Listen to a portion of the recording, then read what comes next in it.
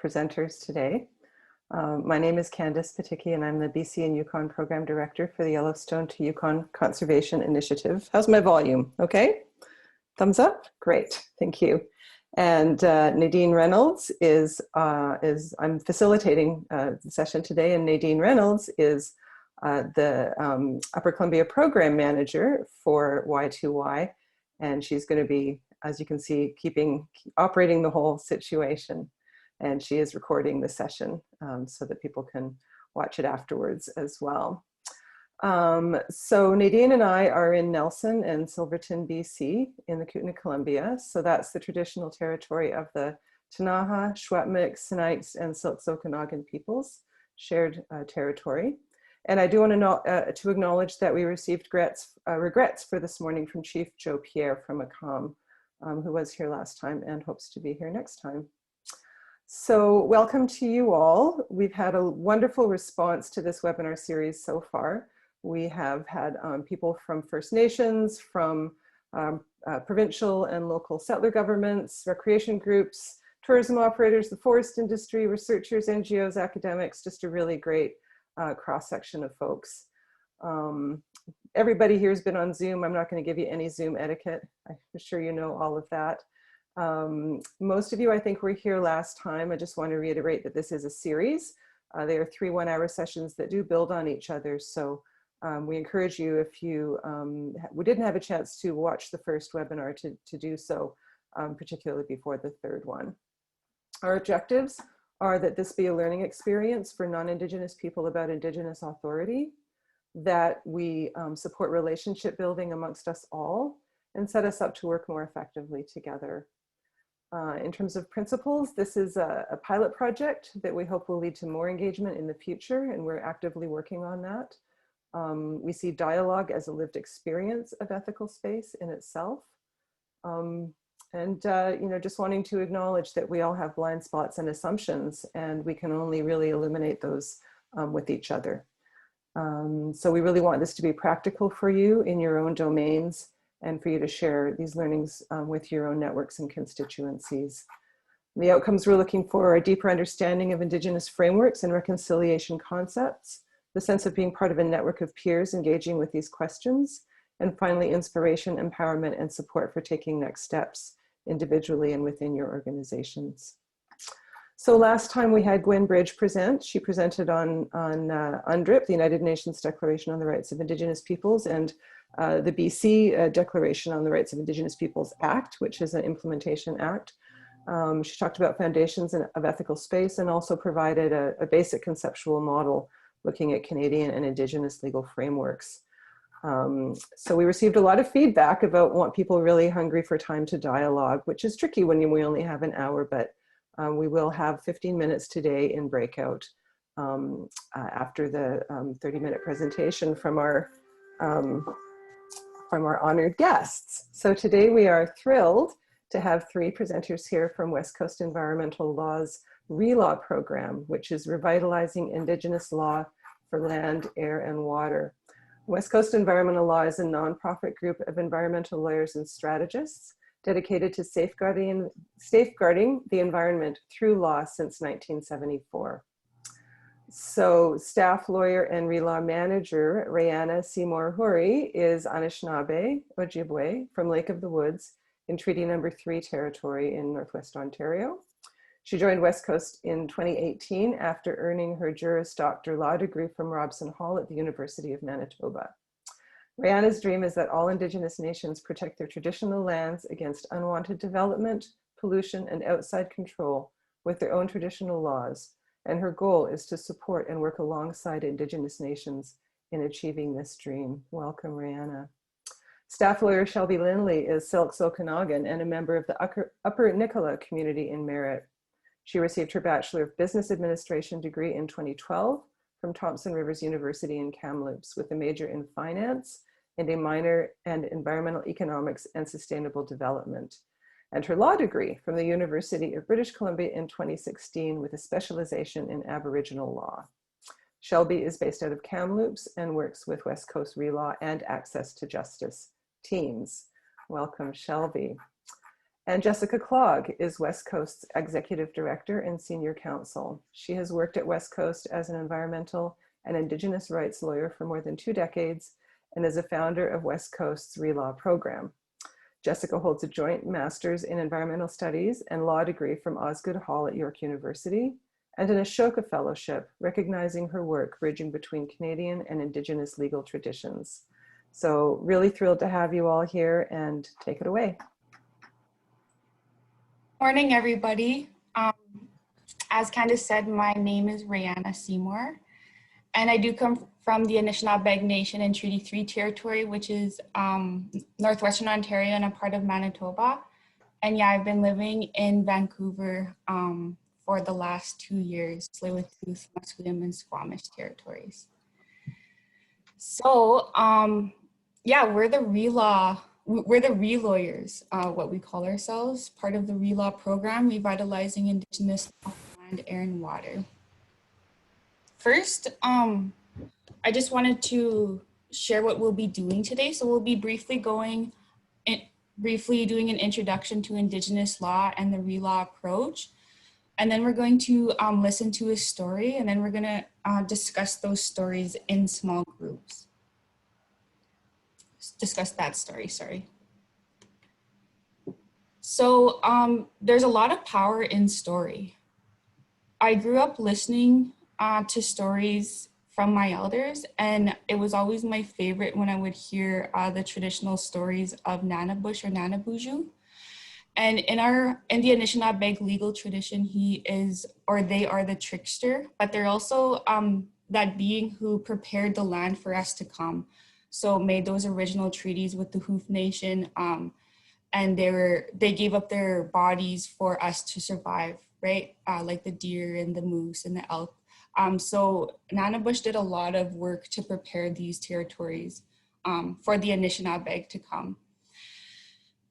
So, this picture is actually Nanabush laying down. So this is in Lake Superior, and it's known as the Sleeping Giant.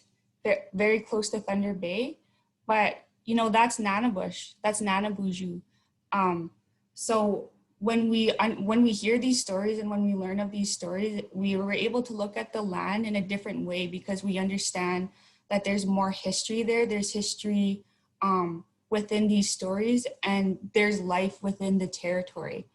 And it's actually the territory and the land itself that shares that history and encourages us to remember the past. So, stories, our creation stories and lived experiences inform our lives and our process and the processes that we take. So, I'm just pointing out that often Indigenous stories are very different than the stories we're used to from school. In school, we learn that there's a beginning, middle, and end. But with Indigenous stories, there's often no beginning or there's no end. It's often one story is part of a very giant story. So, that's something to keep in mind when looking and reading stories and discussing stories. And what stories do for us is offer us a glimpse into the past to inform our present and to plan for the future. So today we're facing, so many problems such as wildfires, droughts, loss of biodiversity, scarcity of fisheries, and pandemics. I'm speaking both to like COVID and also the racial injustice pandemics that are happening. And so we're being, impacted by these events that are going on, but it's not the first time that these types of events have happened throughout Turtle Island. So we can look to stories to be able to, think back to those times when these events were happening and to learn from what they did, to learn from what their process was, how did they overcome, that event and learn from that and discuss that. How might that inform our present? So how might that inform our process in dialogue with people to plan for the future, to ensure that this might not happen again, So also like the time within Indigenous, stories and that Indigenous worldview is cyclical. It's not really linear. So like, again, it's not like a beginning, middle, and end. It's very cyclical or swirly even.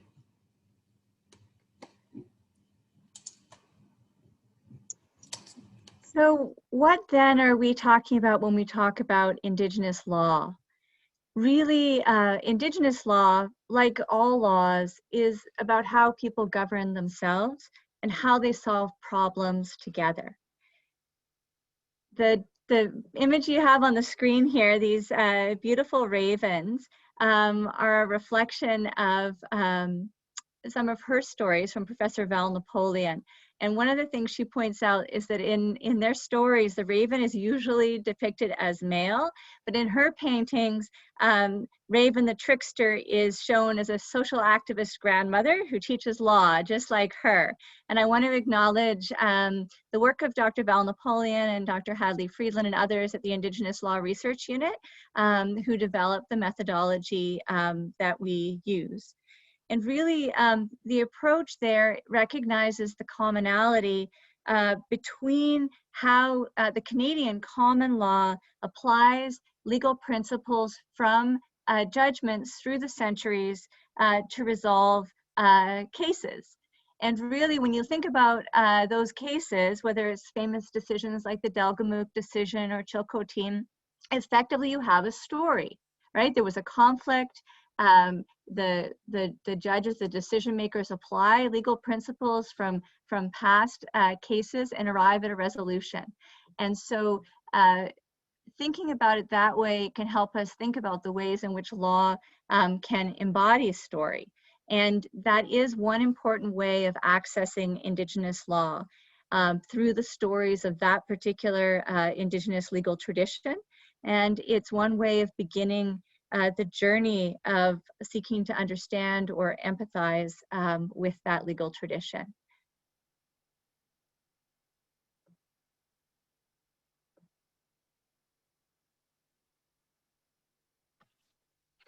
Good morning, everyone.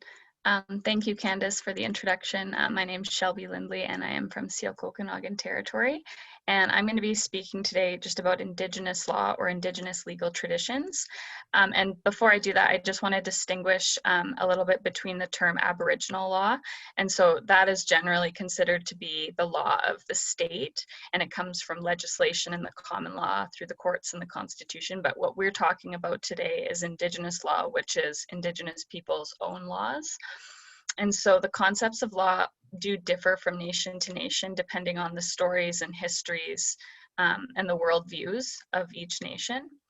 And Indigenous worldview is something that isn't like a one-size-fits-all idea.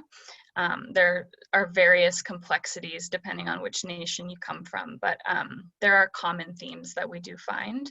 And one of those themes is the idea of interconnectedness. So you may have heard of the phrase, all my relations, and that's something that basically recognizes the idea that we're all connected, and not just as human beings, but to the animals, the land, to our spirits. And Indigenous law recognizes the importance of living in balance with all things and maintaining peaceful relationships. And so just to contrast that a little bit, Western culture is it comes from the Canadian common and civil law, and it's derived from values and histories of European settlers. And so that system places human beings typically at the top, and they're informed by a more Christian belief that's embedded in like a binary. It sets human beings apart from the natural world. And so another commonality that we sometimes see is that we always see is that the stories in the Indigenous legal traditions tend to be tied to the physical landscape. And so many of our stories will provide teachings that are literally tied to the land.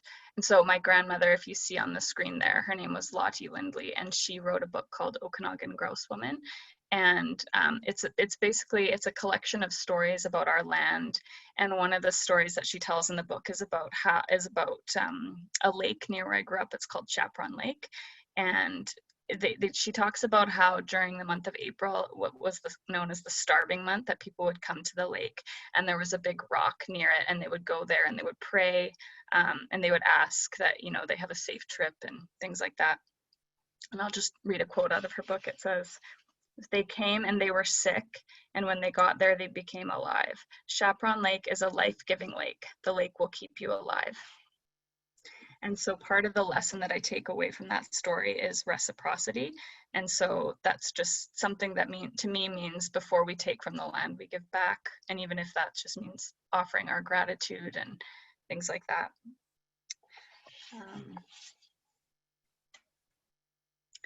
Yeah, and so at West Coast, when we work with Indigenous communities in revitalizing their laws, we understand that the process is collaborative and it's deliberative. And so we believe Indigenous laws are laws, and we work within communities to be able to use their laws on the ground. Yeah, go to the next slide.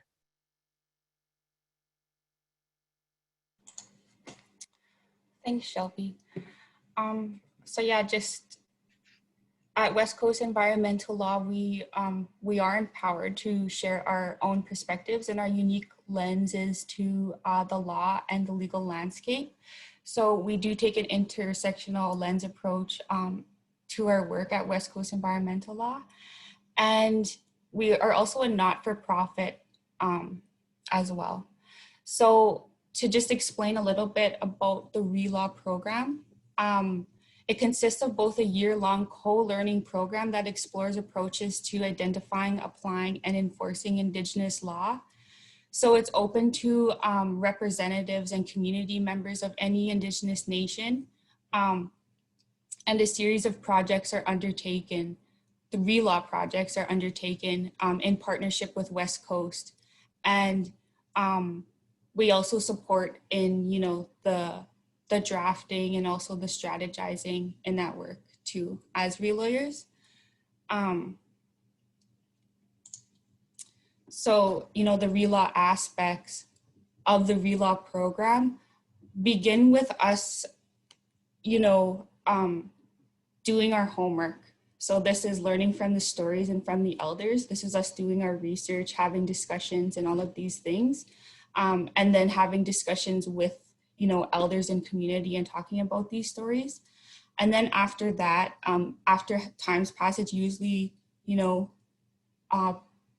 after we've had focus groups and after we've read like maybe like 100 stories, we go into community and start having deliberation. So we start, you know, talking about those stories and what those principles teach us, and start thinking about how it might support that issue that the nation is dealing with, whether it be fisheries governance or, you know, watershed management or, you know, whatever the issue, environmental issue is.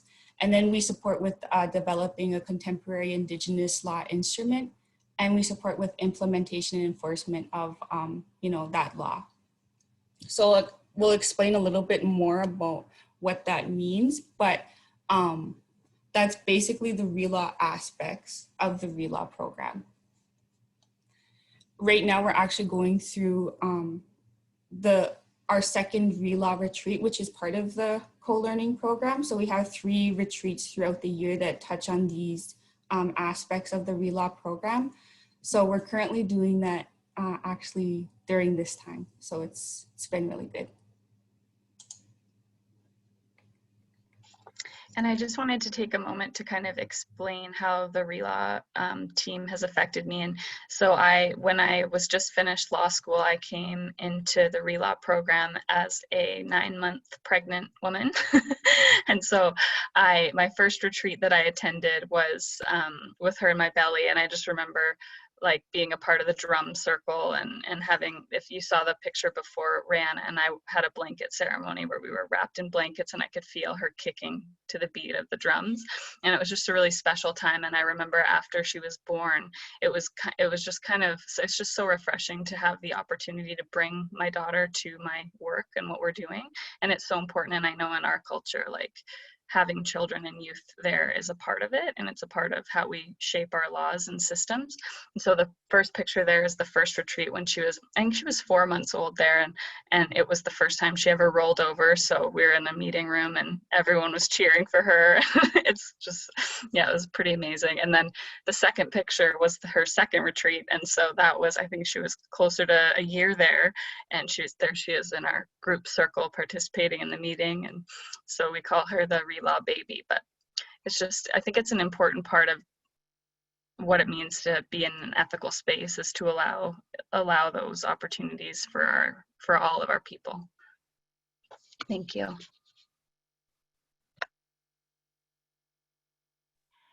So when we talk about Relaw Teams, each partnership with an Indigenous nation is grounded in what we call a learning partnership agreement.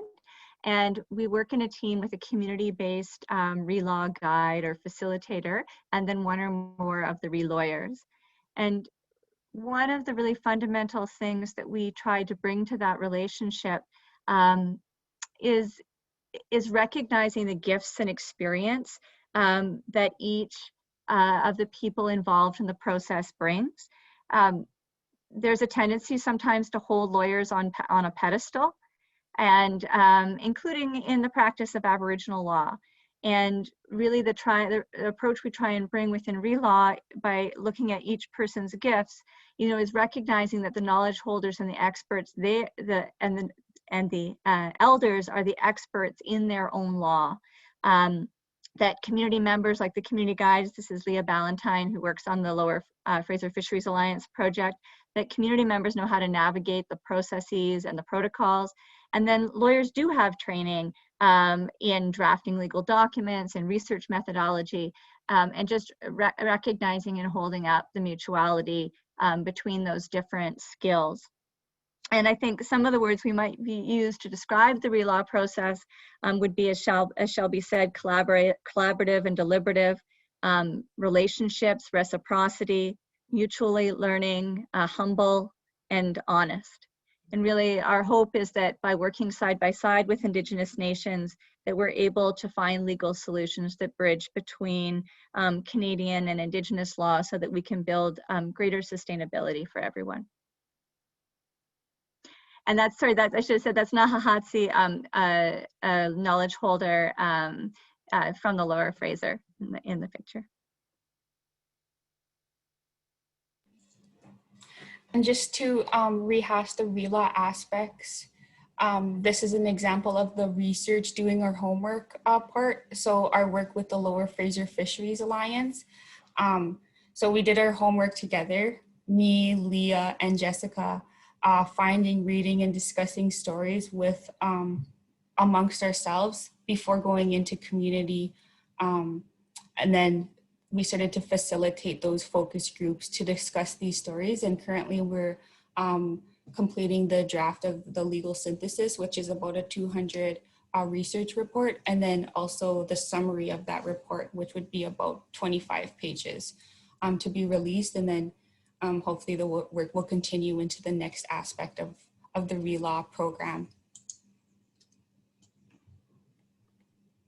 And this is an example of a contemporary legal instrument that West Coast has worked with the nation to develop. And it was, it's the Heltzick Oceans Act. And so after reading stories and discussing the aspects of law with the elders, they worked together to develop this. And it's a document that really aims to take care of their ocean relatives.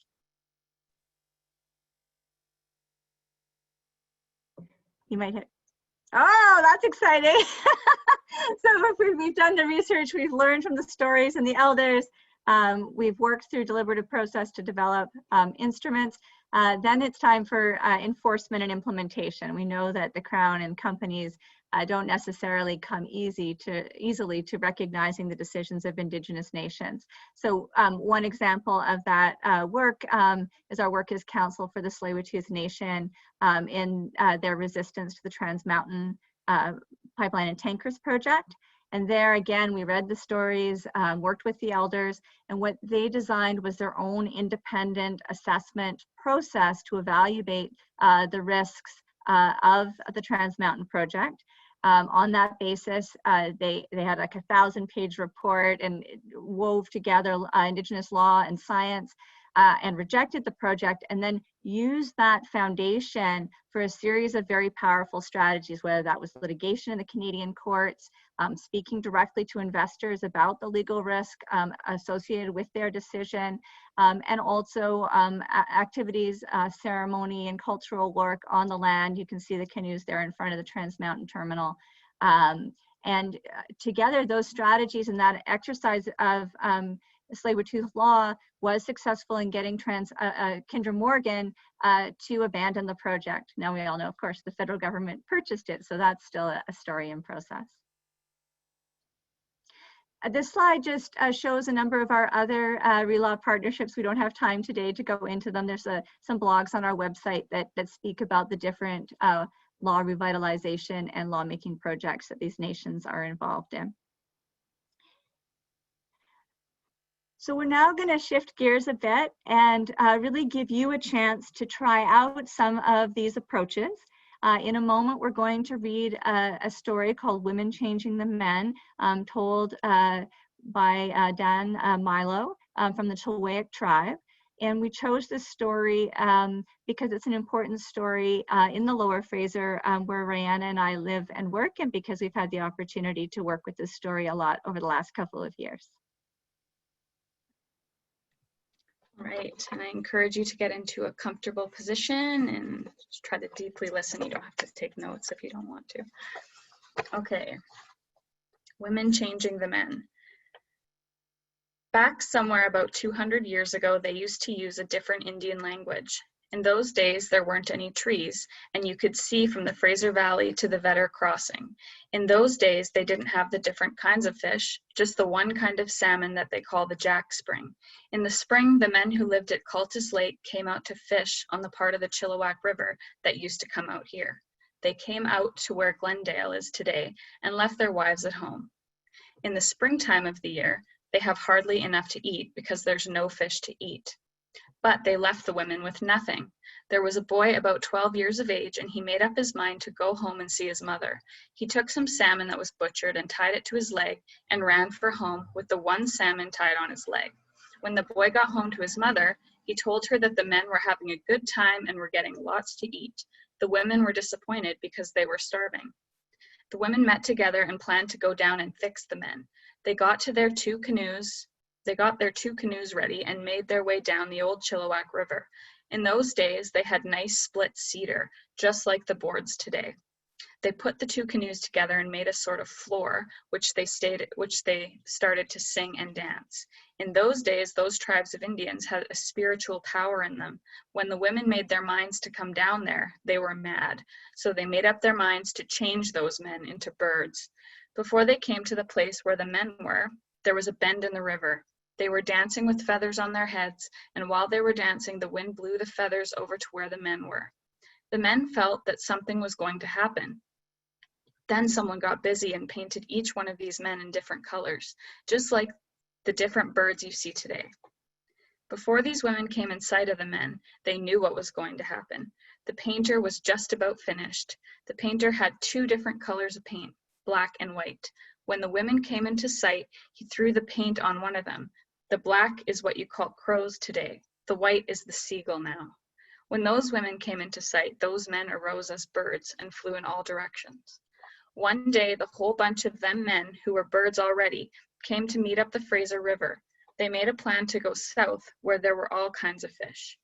They were going to go down there and get the baby sockeye and bring it to the Fraser River.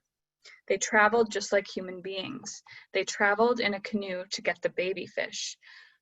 One of the ones who went with them was Beaver. They reached the place where the fishes were. They lived like persons. Beaver planned that he'd go there where the fishes lived and drank and drift on his back to the edge of the water. He was to make his way underground to where the baby was hanging in a cradle.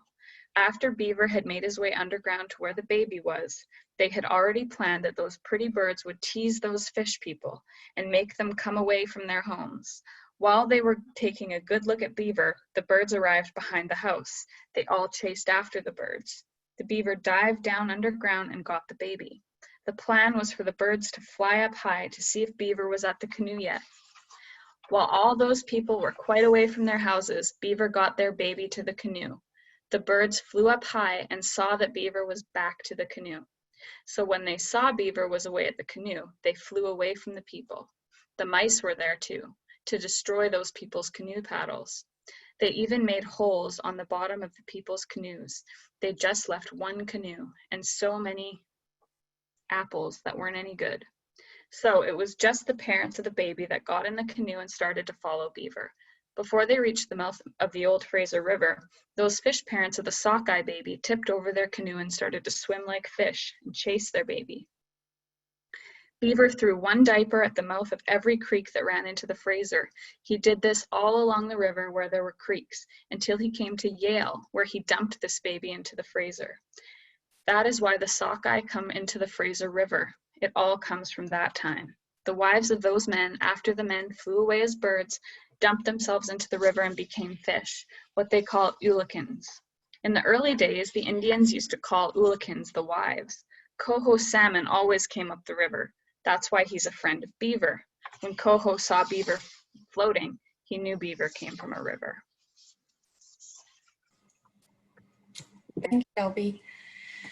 And I just wanted to connect it a little bit. So where Beaver ended up putting the baby sockeye was this area right here where the water with that picture. So it's, yeah, so we went and visited that spot in doing our work as well. And also there's a connection with that story and the practice today of what a lot of Hul'qumi'lum speaking peoples do is the first salmon ceremony. So to honor that salmon and to honor that relationship with the salmon that goes back, you know, since time immemorial, they hold this first salmon ceremony where, you know, they honor that fish and they share that salmon, that first salmon.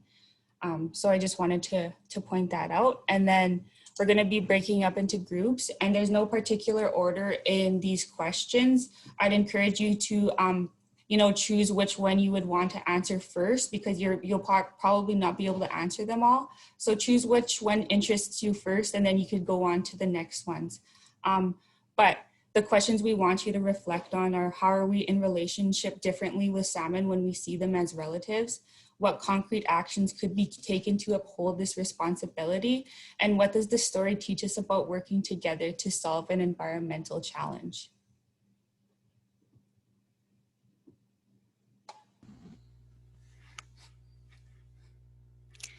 Great, thank you. Do people want a minute just to write those questions down on a piece of paper in front of you? I will try to, I'll put them in the chat, but I think it might disappear from the chat when you go to your breakout rooms, but I'll try to broadcast that as well.